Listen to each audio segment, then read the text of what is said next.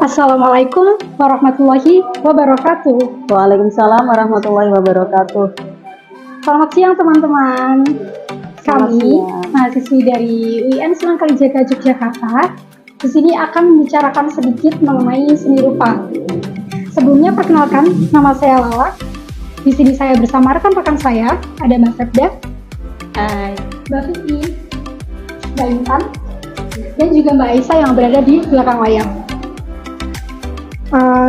Saat ini saya sudah bersama Bu Endang Urdiningsih. Selamat siang Bu Endang. Selamat siang Mbak Lala. Bu Endang ini merupakan salah satu guru kelas yang ada di SD Negeri Serayu, Kota Yogyakarta. Sebelumnya begini Bu, kami sudah sempat mengunjungi laman Instagram SD Negeri Serayu dan mencari informasi melalui website mengenai SD yang unggul dalam bidang seni rupa di Kota Yogyakarta. Selanjutnya mari kita memasuki sesi wawancara. Untuk sesi wawancara akan dilanjutkan bersama rekan saya, Mbak Febda. Silakan Mbak Febda. Terima kasih kepada Mbak Lala telah memberikan waktunya untuk saya. Jadi sebelumnya selamat siang Bu. Selamat siang Mbak Febda. Izinkan saya untuk memberi beberapa pertanyaan ya Bu ya. Silakan. Yang pertama nih, pentingnya seni budaya di SD Serayu ini apa Bu? Ya, jadi kita tahu bahwa mata pelajaran atau muatan pelajaran yang ada di sekolah dasar itu ada yang sifatnya lebih banyak menggunakan otak kiri, ya kan? Dan sebagai penyeimbangnya tentu harus ada penyeimbangan otak kanan. Anak-anak sudah belajar matematika, gitu kan, belajar menghafal dan banyak hal, diantaranya olahraga juga. Nah, saya lihat seni budaya, khususnya di sini seni rupa ini sangat penting untuk diajarkan sebagai penyeimbang, gitu ya, sebagai penyeimbang otak kanan. Jadi kalau saya pernah baca buku itu, kecerdasan itu ditentukan diantaranya oleh keseimbangan otak kiri dan kanan. Di samping juga itu untuk merefleksikan kemampuan siswa, merefleksikan kreativitas mereka seperti itu, dan bisa juga untuk prestasi. Itu Mbak Febda. Terus masuk ke pertanyaan kedua aja ya Bu ya. Fasilitas penunjang pembelajaran seni rupa di SD Negeri Serayu ini apa? Sekolah sudah menyiapkan guru ya, guru khusus untuk seni rupa. Di samping juga ada guru seni lain, seni tari juga ada, seni musik biola ada, paduan suara ada. Nah, khusus yang seni rupa ini anak-anak yang punya potensi lebih di bidang seni, khususnya seni rupa, mereka bisa belajar lebih intens lagi dalam ekstrakurikuler. Itu Mbak Febda. Kalau fasilitas lain seperti misal diadakan misal ada barang atau kayak kanvas apa-apa, Yes. terus kelas. Kalau itu biasanya anak-anak wajib punya sendiri karena seni rupa ini kan masuk dalam tematik ya. Seni budaya keterampilan itu kan ada seni musik, seni rupa, seni tari, dan kerajinan tangan, gitu kan? Dan anak-anak wajib punya. Jadi sejak kelas 1 sampai kelas 6, kecuali kalau misalnya itu ujian atau praktek atau lomba, nah jadi sekolah memfasilitasi itu. Karena kan itu sering digunakan, sehingga anak-anak harus punya sendiri. Lalu identitas unggulan di bidang seni rupa ini apa sih? Kayak misal pernah juara ini gitu. Oh iya, wah ini hampir jadi nih. Setiap Senin itu kan kami upacara. Ya. Nah, setelah di dalam upacara itu nanti ada reward untuk siswa-siswa berprestasi di bidang apapun. Itu di baik akademis maupun non akademis. Dan yang paling sering muncul ini adalah seni rupa, khususnya melukis, karena ada beberapa dari siswa-siswi kami yang rajin mengikuti event-event lomba melukis, yang mulai dari kelas bawah, kelas 1 lomba mewarnai, kemudian kelas atasnya sampai lomba melukis, lomba bercerita, kemudian prestasinya juga sampai di tingkat provinsi. Bahkan pernah mendapatkan gold medal di tingkat internasional, juara dunia lukis, tapi sudah agak lama ya, itu kakak beradik. Dan kami juga mensupport siswa itu untuk terus berkarya, diantaranya dengan mengadakan pameran. Misalnya kalau tutup tahun itu karya-karya mereka kita pamerkan, misalnya di hotel mana tuh nanti ada tamu datang sudah disambut dengan karya-karya lukis seperti itu. Terus untuk support lainnya, beberapa kali juga saya mengajak mereka ke Bintara Budaya melihat, karena dekat ya, Iya. sangat dekat Bintara Budaya di Serayu, jalan kaki aja kami ngajak, oh ini lukisannya seperti ini, lukisan Jogja Tokyo, lukisan anak-anak. Jadi nak, kamu kalau menggambar tuh ekspresinya bebas, tidak harus seperti biasanya kan anak-anak di sanggar. Iya. Nah ternyata mereka punya wawasan baru kalau di Jogja Tokyo itu lukisannya jadi ekspresi murni mereka. Bukan kalau diajar di sanggar kan diajarin cara membuat genteng seperti ini, membuat orang seperti ini, itu betul-betul ekspresif yang dan tempat-tempat lain juga kami ajak mereka ke sana. Atau kalau tidak juga bisa melalui LCD yang kami tayangkan, gitu kan, yang gambar-gambar yang sesuai dengan tema pada saat itu. Mungkin ada yang lain. Jadi penunjang itu nggak cuma kita belajar, anak-anaknya belajar di sekolah saja, tapi bisa. Iya, kami bawa keluar. Itu juga melihat foto-foto, bukan sebetulnya melihat komposisi. Iya.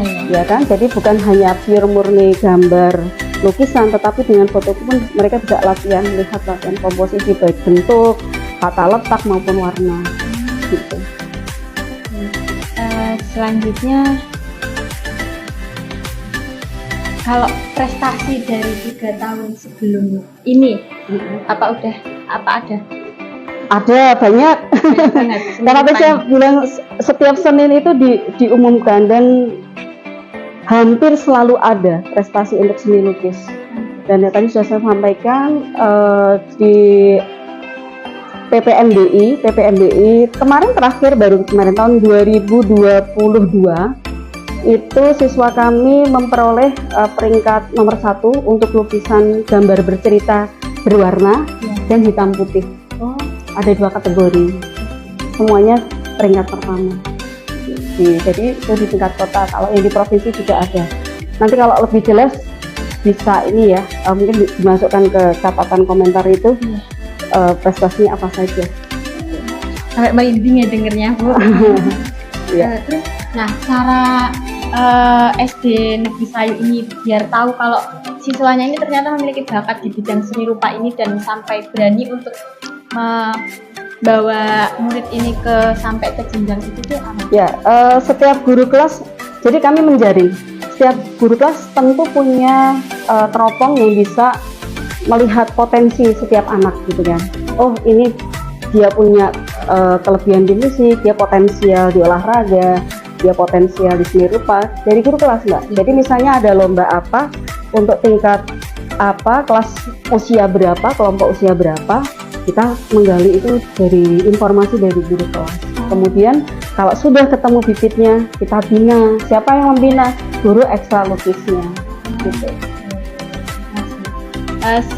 Kemungkinan itu aja Bu pertanyaan dari saya kembalikan kepada Mbak Lala.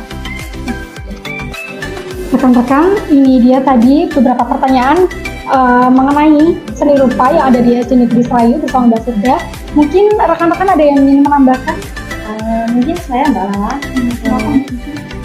Selamat siang Bu Endang. Selamat siang Mbak Vivi.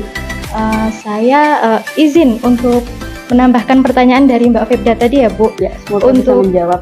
Ya, untuk pertanyaan selanjutnya Bu, apakah ada di SD Serayu ini guru yang expert dengan seni rupa ini atau di bidang seni ini? Ya, karena ini merupakan ilmu yang artinya bukan hanya di bidang seni rupa ya. Kalau per bidang gitu kan tidak. Kalau guru SD, karena kita mengajar semua bidang, tentu kemampuannya berbeda dengan mereka yang punya pendidikan formal di bidang seni rupa gitu ya. Untuk yang seperti itu kami belum ada yang guru kelas ya. Tetapi kalau itu guru ekstrakurikuler ada, dan beliau memang memiliki cukup pengalaman, dan salah satunya kalau boleh saya sebut beliau juga mengajar seni lukis di Museum Avandi. Untuk pengunjung-pengunjung seperti itu beliau yang membimbing lukisnya. Sebelumnya lagi juga bahkan ada dua guru seni rupa, tapi yang satu sudah resign, tinggal satu ini ya. Dan luar biasa Mbak, ketika mereka berkolaborasi saat sama-sama masih mengajar seni rupa itu, ini penuh karya. Jadi ada mural gitu kan, mural yang membuat guru beserta murid. Jadi guru menggambar pola saja, mengarahkan aja nanti mereka mewarnai. Terus karya-karya mereka juga di figura. Hanya saja saat ini banyak lukisan yang sudah rusak karena cuaca ya, tapi kami belum bisa mengganti terkait dengan pendanaan. Demikian Mbak Titi. Ya, untuk pertanyaan selanjutnya Bu, apakah di SD Serayu ini ada ekstrakurikuler tentang kesenian atau tentang seni rupa itu sendiri Bu? Ada, tadi di depan saya jawab ya, dan animonya lumayan. Jadi dari kelas 1 sampai kelas 5. Kalau kelas 6 kami sudah tidak mengizinkan anak-anak mengikuti ekskul, hanya sampai semester 1 saja. Semester 2 sudah persiapan ASBD, sudah fokus di sana.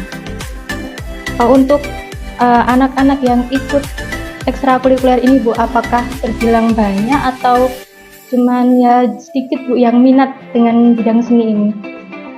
Karena ekskul itu kan terbagi ya Mbak, jadi bisa jadi satu anak kan berminat dan potensial pada beberapa bidang.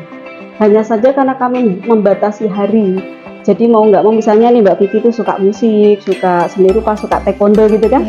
Sementara hari latihannya sama, Mbak Vivi kan berarti harus pilih salah satu. Nah sama anak-anak di sini juga begitu. Mungkin mereka punya ketertarikan, punya minat besar pada lukis dan beberapa yang lain, tetapi mungkin yang lain lebih menarik, atau sehingga yang lukisnya dikalahkan. Nah kalau sementara saat ini sih kira-kira ada satu kelas lah, tidak satu sekolah, satu sekolah 12 kelas ini untuk ekskul lukisnya ada sekitar satu kelas. Oh ya. Baik Bu, mungkin itu saja pertanyaan dari saya kembalikan ke Mbak Lala. Terima kasih Mbak Vivi. Ini tadi beberapa pertanyaan yang dilontarkan Mbak Vivi. Untuk selanjutnya mungkin Mbak Intan yang menambahkan. Izin bertanya ya Bu Indah. Silakan ya Intan.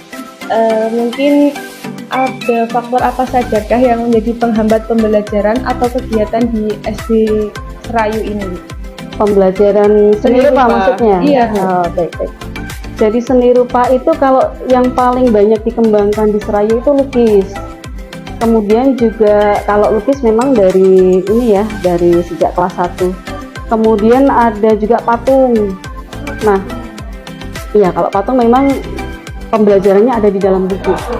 Itu di kelas 5 ya, patung Nusantara menggunakan bubur kertas kan. Kertas membuat rangka, seperti itu. Nah, yang menjadi kendala adalah biasanya kalau dari guru memang keterbatasan guru.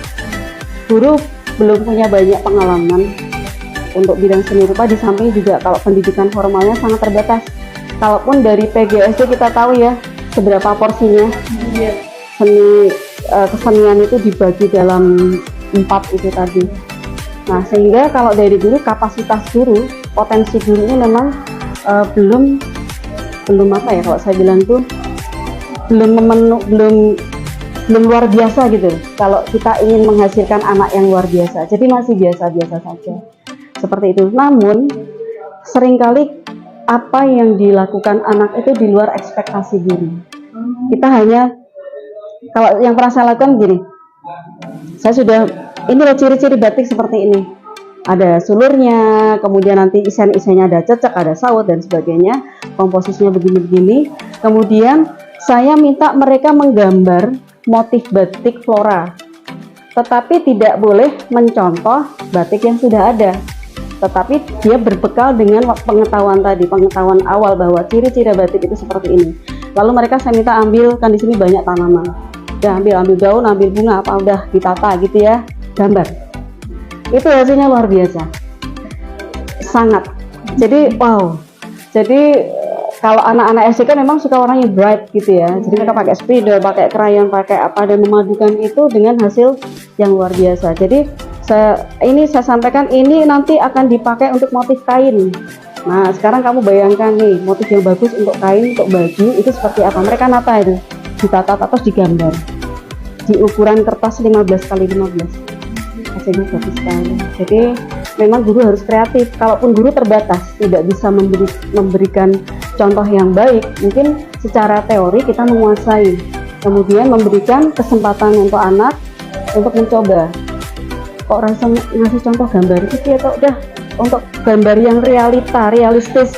Ambil gelas isi air, cemplungi sendok misalnya, masukkan sendok, kamu gambar.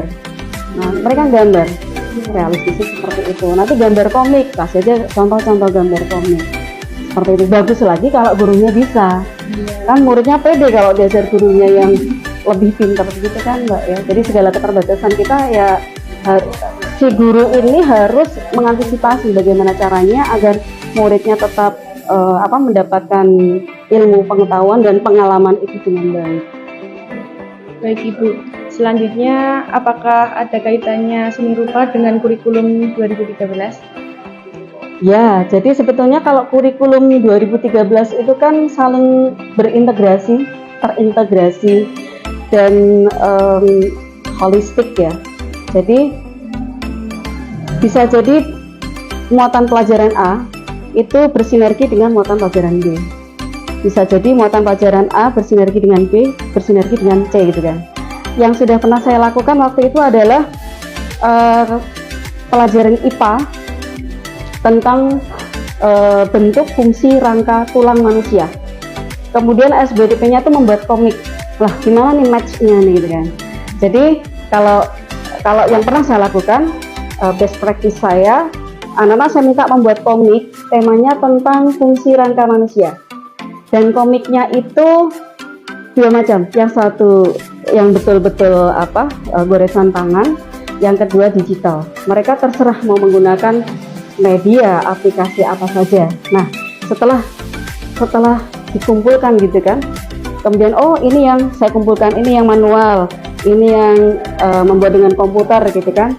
Terus anak-anak besok bawa laptop ya, yang punya, yang enggak apa-apa, bawa HP juga boleh. Justru di situ saya juga bisa saya katakan saya tercengang gitu. Udah kecil-kecil pakai Photoshop gitu kan. Terus ada yang pakai Bitstrip. Justru saya belajar dari mereka gitu kan. Kalau saya pakai aplikasi lain, terus yuk presentasikan nak. Jadi anak-anak tuh pakai laptop, kemudian saya sorot ke LCD yang hanya menyimak, sehingga saling bertukar ilmu di sana. Oh pakai komik, kalau pakai Photoshop tuh kayak gini toh, kalau pakai Canva kayak gini, kalau pakai Bitstrip seperti ini gitu Mbak. Jadi gurunya juga harus bisa mengikuti era digital ya, gurunya ya harus bisa nyerempet era digitalnya, itu ada irisannya gitu. Jadi tetapi kita tetap juga tidak meninggalkan